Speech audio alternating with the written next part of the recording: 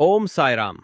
नमस्कार और सभी भक्तों का हम शिरडी की पावन भूमि से हार्दिक स्वागत करते हैं। आप सभी को आज इस वीडियो के माध्यम से हम श्री साईं बाबा जी के सबसे सुंदर और प्यारे दर्शन करवाएंगे। तो आज हम श्री साईं बाबा जी गुरुस्थान के दर्शन करेंगे और साथ में हम सभी गुरुस्थान की परिक्रमा करेंगे।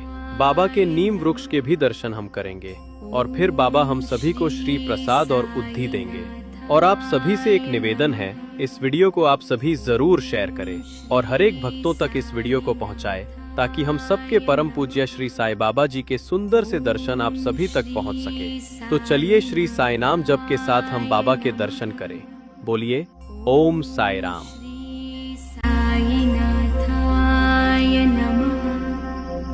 ओम श्री साईनाथाय नमः।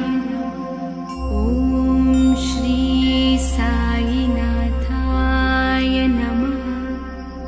ओम श्री साईनाथाय नमः। ओम श्री साईनाथाय नमः। ओम श्री साईनाथाय नमः। ओम श्री साईनाथाय नमः।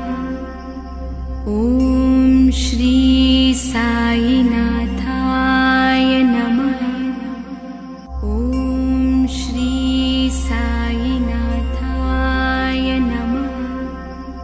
ओम श्री साईनाथाय नमः।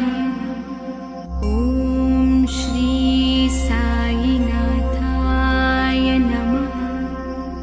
ओम श्री साईनाथाय नमः। ओम श्री